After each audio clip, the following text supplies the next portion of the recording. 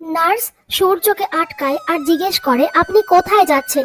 তখন সূর্য বলে হসপিটালের মালিকের সঙ্গে আমার কথা হয়ে গেছে, একটু পরেই পুলিশ আসবে, তখন আমি সবটা এক্সপ্লেন করব। অন্যদিকে মিশকা কথায় কথায় স্বীকার করে যে তুই যে খুনটা করার জন্য পালিয়ে গিয়েছিলি সেই খুনটা আমি করেছিলাম। আমি পেরেছি তোকে এতগুলো বছর তোর পরিবারের থেকে আলাদা রাখতে। তখনই সূর্য সেখানে আসে আর মিশকার হাত থেকে বন্দুকটা ফেলে দেয়। সূর্য বলে এই পৃথিবীতে আমি কাউকে এতটা ঘেন্না করি না যতটা আমি তোকে ঘেন্না করি মিশকা। দীপা সূর্যকে বলে আপনি এত টেনশন করবেন না, আমার হাড়ে হিডেন ক্যামেরা রয়েছে, সেই জন্য মিশকা যা যা বলেছে সবটা আমি রেকর্ড করে নিয়েছি। আর এই বন্দুকটাও নকল, এইটা তো আপনি দীপকে তার জন্মদিনে গিফট করেছিলেন। মিশকা সুযোগ বুঝে হসপিটালে চারিদিকে ধোঁয়া ধোঁয়া করে দিয়ে সেখান থেকে পালিয়ে যায়। আর সবকিছুর মাঝখানে কৃষ্ণ আবারও সোনাকে রূপা বলে ভুল করে।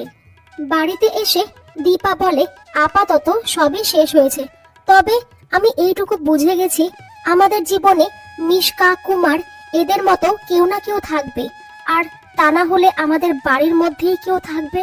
তবে সবকিছুর সঙ্গে লড়াই করার ক্ষমতা ভগবান আমাদেরকে দিয়েছে। তারপরে দীপা কৃষ্ণকে বাড়ি চলে যাওয়ার জন্য বলে। এরপরে সূর্য ও দীপা রূপাকে তাদের ঘরে ডেকে পাঠায়। তারপরে রূপাকে জিজ্ঞেস করে তোর কৃষ্ণকে কেমন লাগে।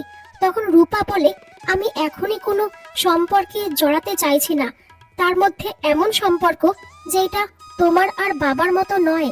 তখন দীপা বলে সত্যিকারের ভালোবাসা হঠাৎ করেই চলে আসে, আর তখন চারিদিকটা রূপকথার জগতের মতো লাগে। পরের দিন সকালে লাবণ্যকে স্কুলে ভর্তি করাতে নিয়ে যাবে, সেই সময় সূর্য লাবণ্যকে বাবার নাম আর মায়ের নাম শিখিয়ে দিচ্ছিল। তখনই জয় বিষম খায়। তবে যাওয়ার আগে সূর্য রূপাকে মেডিকেল কলেজের ফর্মটা তুলে আনতে বলে, কেন কি রূপা তার বাবার কাছে প্রমিস করেছে সে ডক্টর হয়েই ছাড়বে। এরপরে রূপা যখন লাবণ্যকে ভর্তি করিয়ে বাইরে বেরিয়ে গেছে তখনই কৃষ্ণ সেখানে আসে আর রূপার ওপরে ফুল ছিটিয়ে দেয়।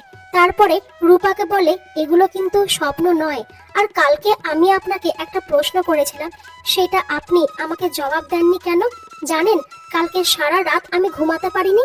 অন্যদিকে সোনা ভাবছে বাবাকে বলবো যে আমি কৃষ্ণকে ভালোবাসি, এরপরে যা করার বাবাই করবে।